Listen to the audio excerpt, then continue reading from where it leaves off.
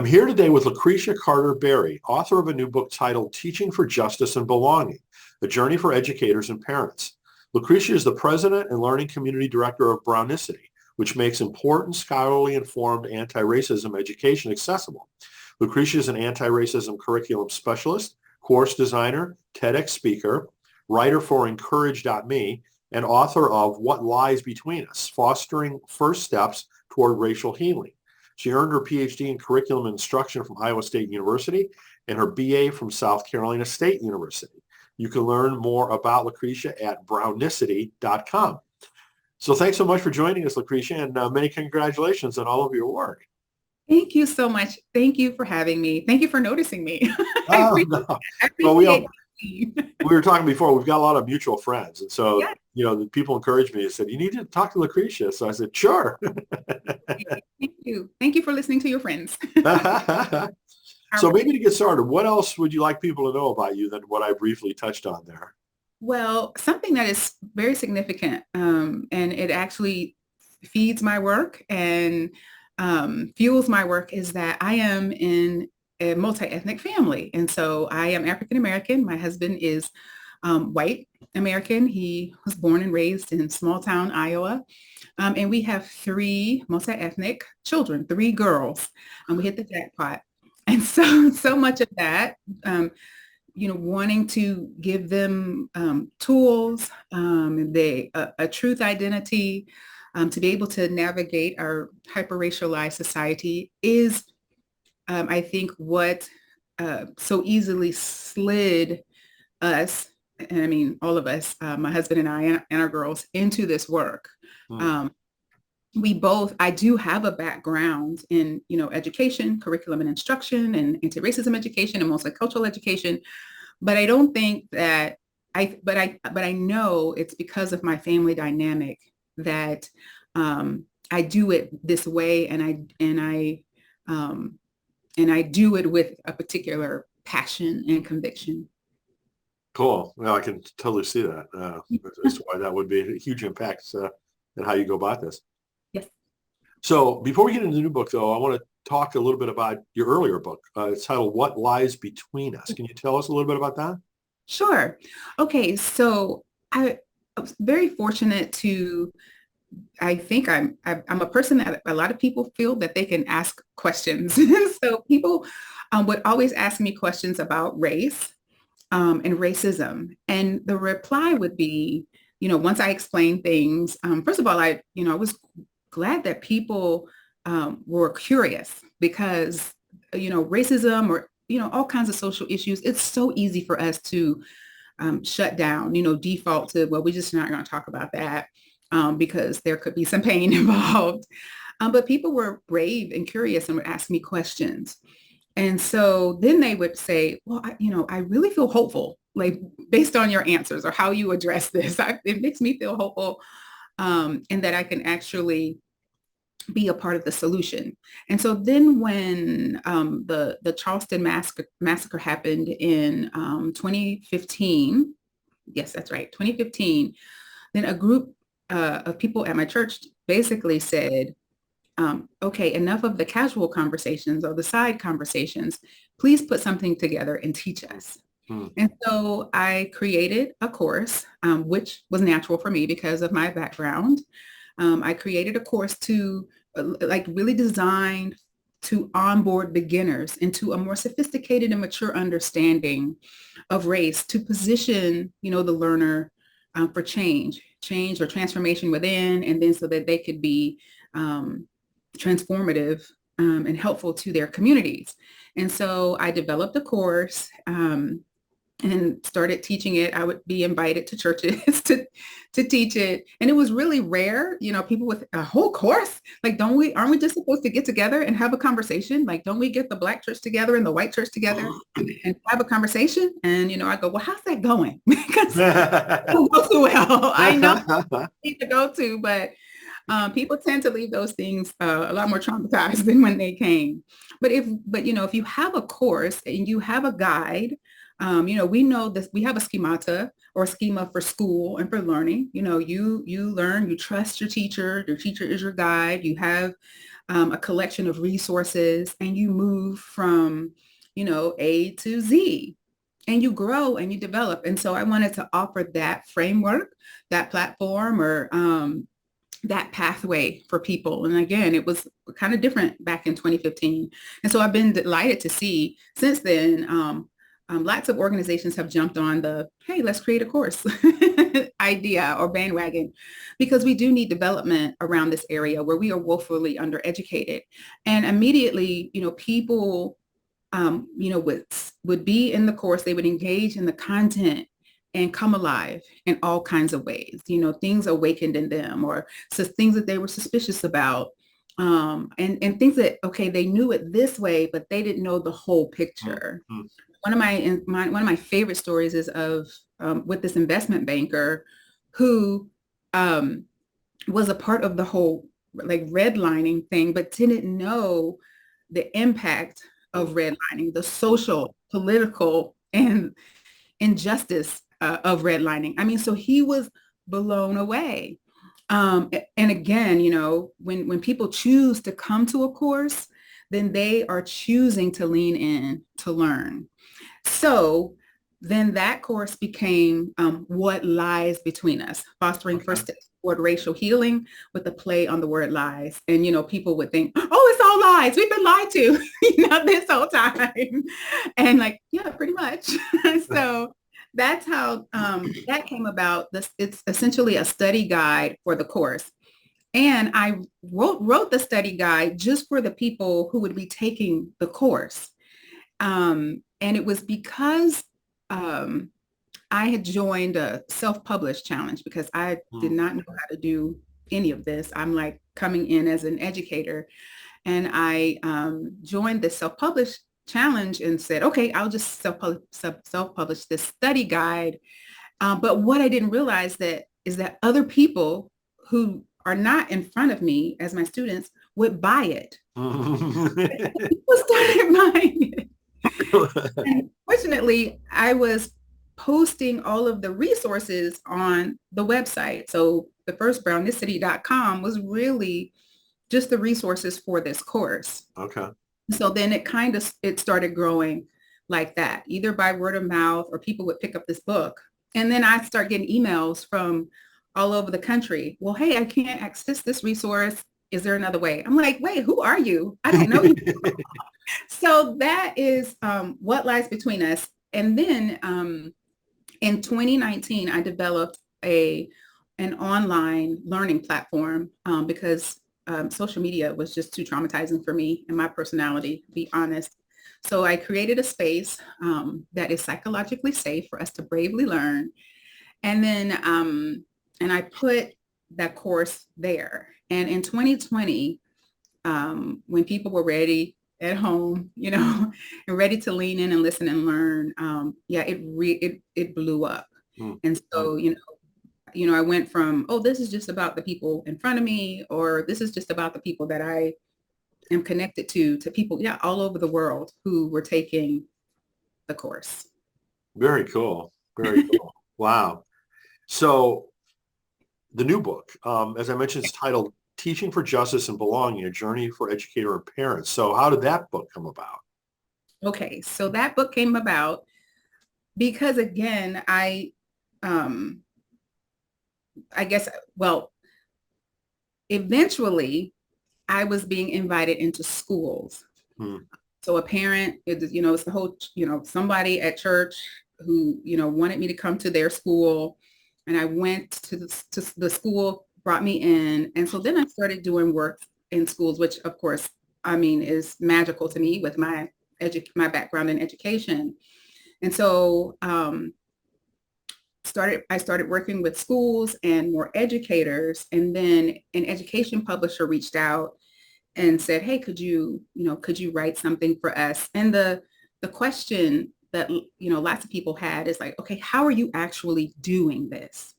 Because people can talk about it, you can theorize on what this work looks like, or how this work unfolds. But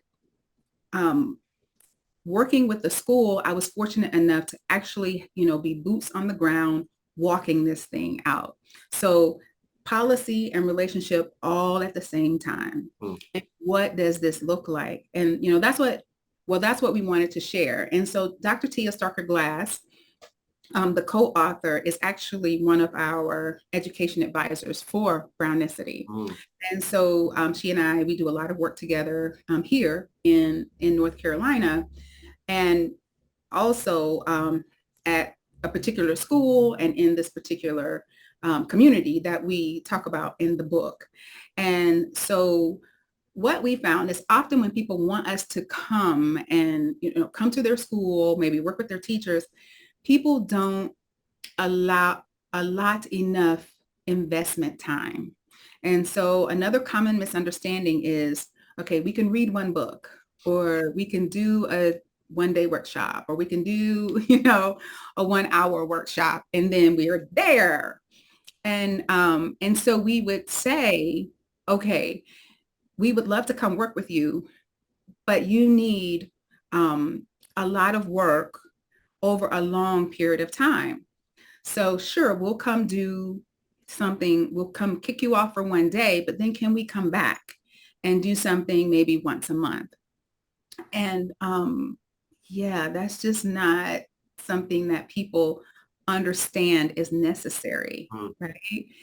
And so I thought, well, maybe if we write it down in a book and then we can say, okay, read this book first and then come back to us.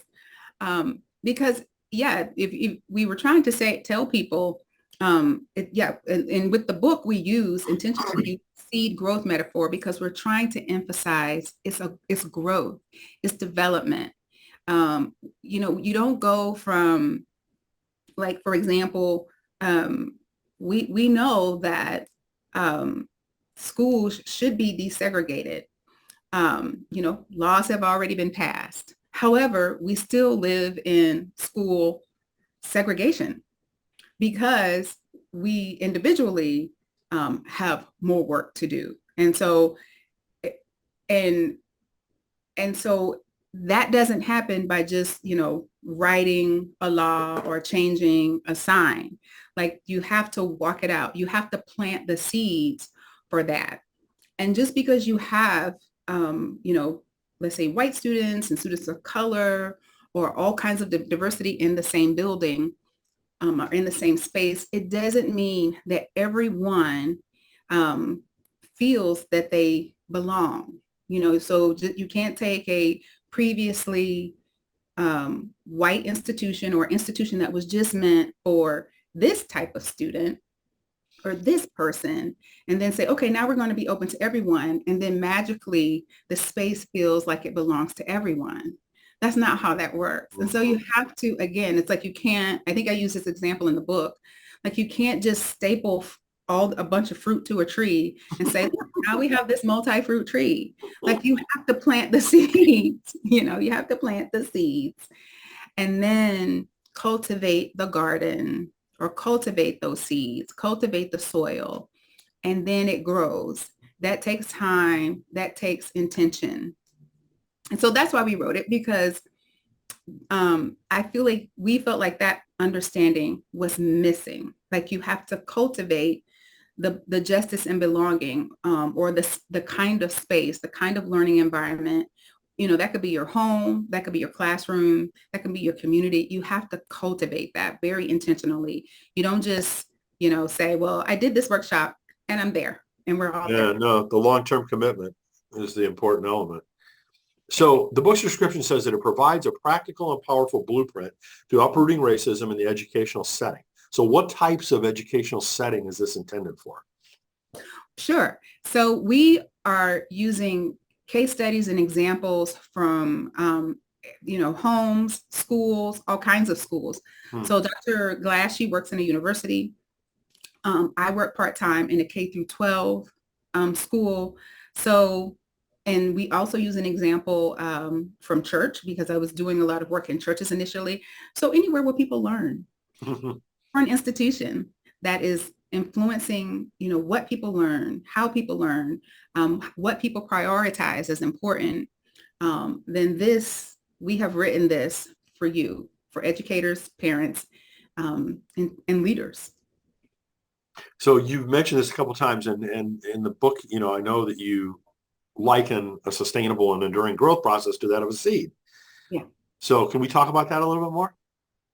Sure. Sure. Well, that really did help us because we had a lot to share. We had so much to share. So it really did help us organize this journey for people.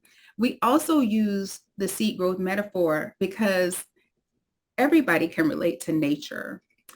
So it works across the board. So, if I'm working with parents and leaders and educators in a church, and when I'm working with parents and leaders and educators in a university or school, people understand nature and and the intention and the intelligence of nature. And so, initially we say, welcome to our garden, right away. That also is a way of disarming people because people come to spaces where we are leaning into justice, and we're manifesting belonging and we're designing a better way forward. I mean, people come with all kinds of baggage, all kinds of reservations and bias um, and all kinds of issues. And so even using a growth metaphor, like, okay, this is our garden, that disarms people, right? That helps regulate. That Like, makes a lot of sense. Yeah. yes, yes, that's on purpose.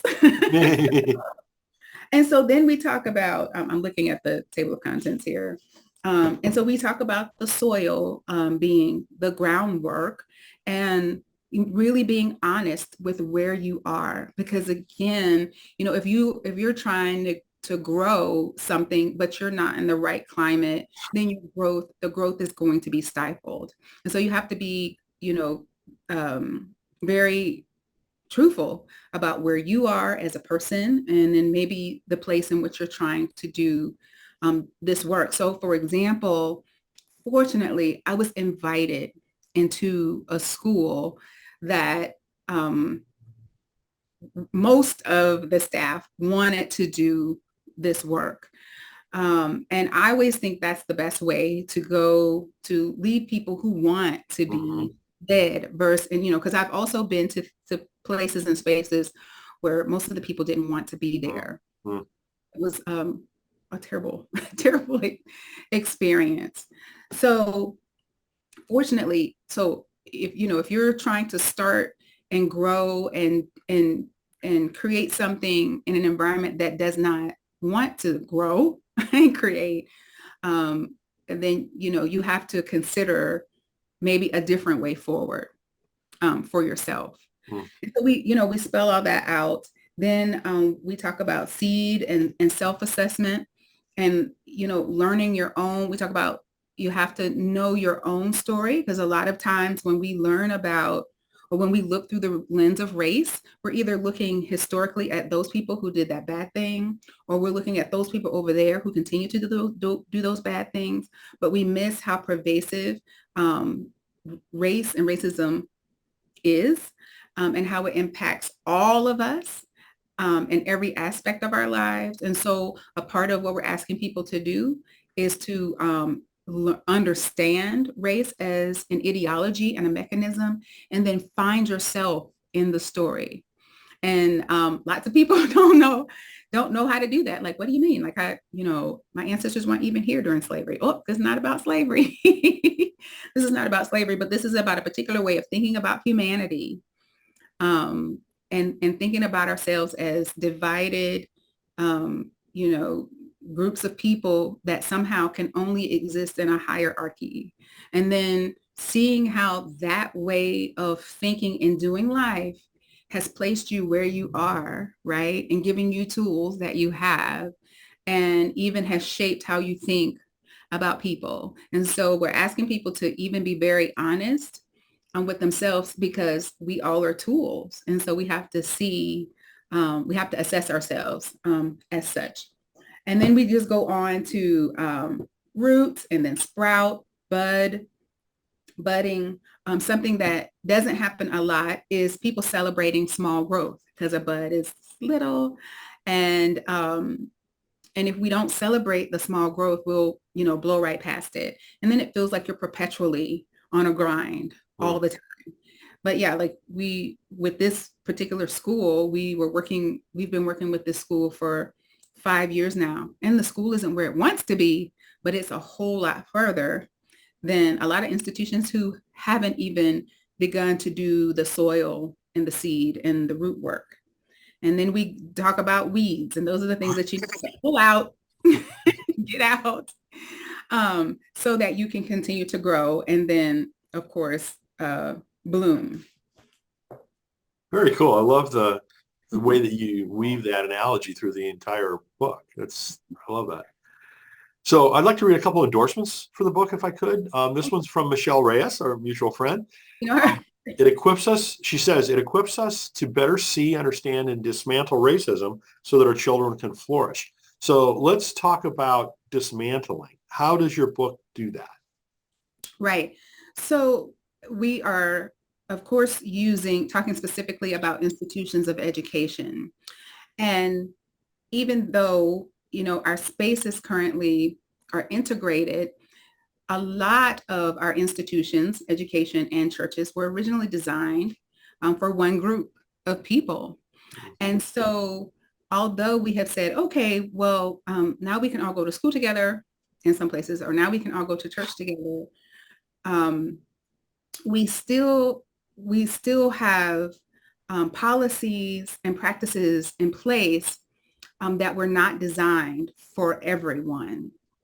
And so for example, one of the cases that Dr. Glass, Tia, she shares is, a school. I want to say it was a private school or maybe a charter school, but their dress code and even and what they considered to be exceptional was very Eurocentric.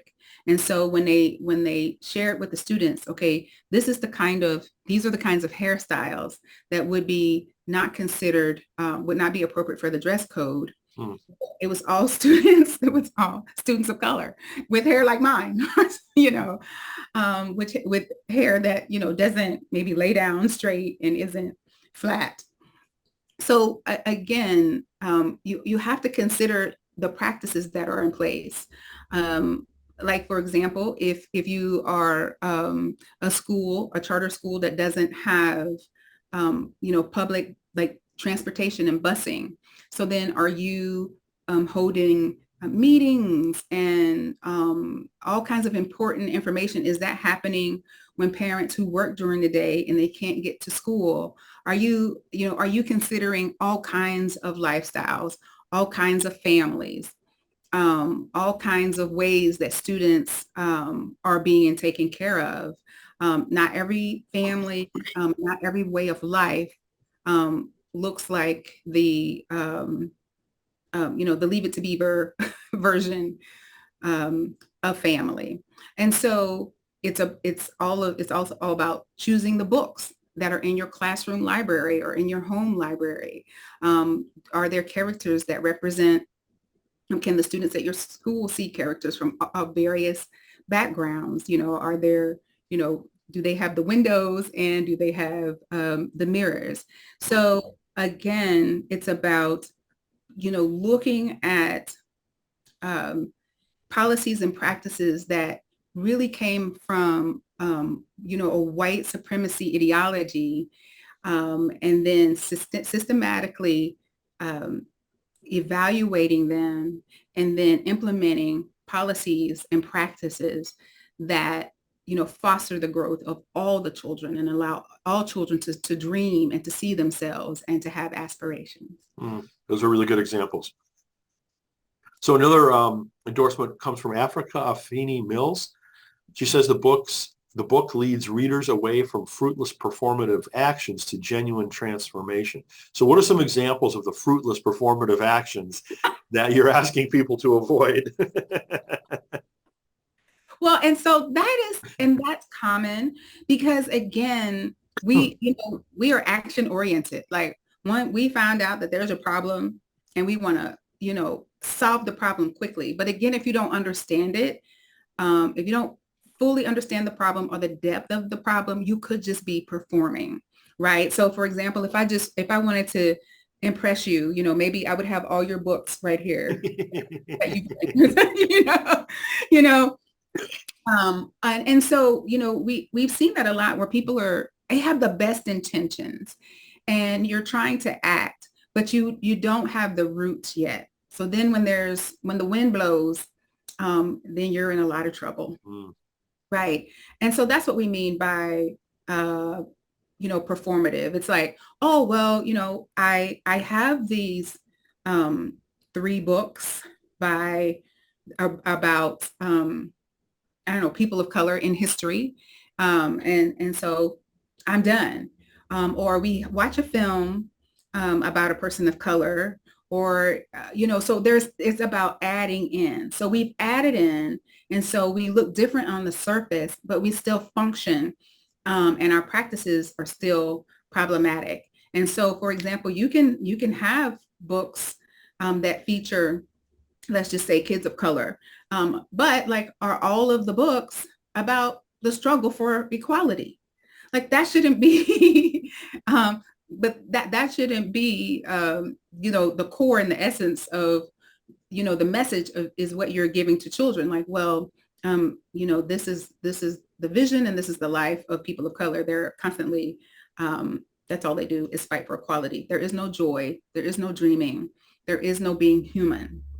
And so, but again, if you don't, understand how we got here, then yes, some of the practices, are not helpful. So also that could just be, well, we're just going to hire, people, just because we need, a person of color.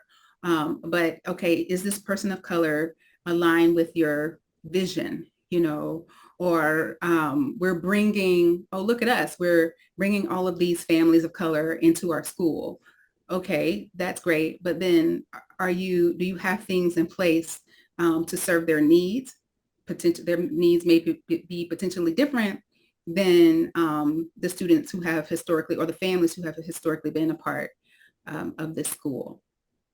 Cool. So what would be like the one thing that you'd want to have happen from this book? Okay. I want people to understand that that cultivating, number one, we have to cultivate, which is a lengthy process, and you have to invest. You have to be very intentional. My heart breaks, when the people think the answer is to put a Band-Aid on it, or to, throw some diversity at it, or, I'm going to, like I said, do a workshop. I've had the most success with, whether it be clients, like individual clients, or schools or organizations who, we've had the opportunity to work together over years of time. And so that's what we feature in this book is, a process over years of time. We also give an example of a school who they refuse to invest in the time, the cultivation. They said, we got what we want from you from our from our one-day workshop. And we even said, okay, but can we come back and give, educators and parents the support they need? No. So then when, I'll say, I won't name the name of the group, but there's a particular political organization that, goes into schools and wreaks havoc. We've seen some things play out on the news at the school board meetings. So we, in our community, we were not, they also came to our community. And so it was interesting to see that the school who refused to cultivate and build and invest, how quickly that, political organization infiltrated their school and wreaked havoc, caused all kinds of problems. Same organization tried to infiltrate the other school that we've been working with for years and could not get a foothold, mm, not get it. And like they would try and then they'd be shut down. And this is what we mean. Like if you grow the roots and you invest, like the seed will produce fruit. And we are not going to get where we want to be without sowing and cultivating those seeds. We mm. just can't get, we have so much injustice sown, right? We do. And so we are reaping that harvest. So we've been reaping that harvest. If we want to reap a harvest of justice and belonging, we have to sow those seeds and we have to cultivate those seeds. So, beyond your book, obviously you offer different types of services and workshops and things like that. Can you describe kind of the scope of that? Sure. Well, I guess as I said at the top, or as you said at the top, I design courses, I design learning experiences. And I love to consider and dream and design, what helps people transform, right? We don't have to be conformed to this world, but we can renew our minds, we can be transformed. And so I offer the What Lies Between Us course. And because that one was designed for churches, I created a course called Foundations. And the Foundations course is for schools and corporations, and that onboards people. And then we have a learning community for people who want to plant themselves on a growth journey. And we have all kinds of like workshops in there, more courses, seminars, webinars, whatever you want. Like we have something even on conspiracy theory. Like if you want to understand why people believe conspiracy theories or what is behind that, we have, we just did something on the 4 attachment styles for communication, which is so important. What else? Media literacy, all of these things that are important to, we need to understand as we grow forward into, creating the change that we want to see. But we can't do that if we don't understand or we don't know. So Brownicity is all about, equipping, using education to equip and to give tools. So you're just not out here, going in circles. Right? And, we've seen with all our students, whether it be children or adults, we've seen that once people have a good foundation, they just take off. And, and I love that. Like, I feel like I get to watch miracles all the time, miracles happening Mm-hmm. all the time. So yeah, that's what Brownicity.com offers a learning community for people who really want to be invested in continual growth and supported growth. And so there we have lots of courses. You can buy the courses a la carte, or you can simply, you can become a member and then you get access to everything we do. I'm also a consultant. And so if you want my services, you check it out on brownicity.com. And I work with individuals, with leaders on helping them. Yeah. I love this one person said, go from being well-meaning to well-doing. I love that. Mm-hmm. Not mine. I didn't create it. That's great. Oh, it says a lot though. Yeah, it does say a lot. I love that. I love that. So yes, I love to help people grow. So, are there any future books that you are able to talk about that you're thinking about at this point, or? Well, okay. So there is another book between What Lies Between Us and Teaching for Justice and Belonging. Ah, okay. Yeah, it's an activity book for learning about the skin you're in. It's called Hues of You, and it's for kids because I've worked a lot in classrooms and with children, and because adults really didn't know how to answer all of the questions that children have about around race and culture and and I'd say, well, here, just read this book and do this. And the teachers would say, no, you do it. I'm happy to. And then children have, once you give them language and a framework and just a little bit of understanding, essentially they say, oh my gosh, yes, I have so many questions. And so all of these questions they would ask, we'd always run out of time. So I created an activity book. And the activity book is to help children and their adults give them a framework and language and build positive pathways, um, because we don't like dismantle racism just simply by attacking racism. Like, yeah, that's a part of it too. But you also have to build our capacity to live beyond it. Does that make sense? Sure. Yeah. Yeah. So that's what the children's activity book does, is begin to equips kids, again, to have this capacity to see humanity as, a family. Okay, and this is why we look the way we look, and this is what culture is and ethnicity is, and then to begin to, at very early ages, see the absurdity of racism. Mm, mm. Very cool. So that came out this year as well. That came Okay. out in February. Teaching and Justice and Belonging came out in August. And yeah, I am brewing something right currently. And it's actually my own story, which is actually Mm. pretty compelling, is what people say, we love your story. And so I want to write about my own story of healing and growth.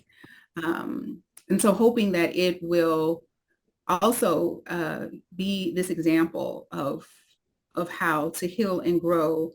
Um, yeah, we don't have to stay stuck in this. Very cool. Very cool. Well, it's really been wonderful to learn so much about, all your books and all your work, Lucretia, and I'm very glad to know more about it. And thank you for all that you're doing to make the world a better place in a lot of ways. Thank you so much. Thank you for having me on this conversation. So again, the title of the new book is Teaching for Justice and Belonging, A Journey for Educators and Parents. And please check out brownicity.com. It's just the way that it's spelled, is just the way that it sounds. BROWNICITY.com. So Lucretia, thank you so much and congratulations on all your work. Thank you so much, Brian.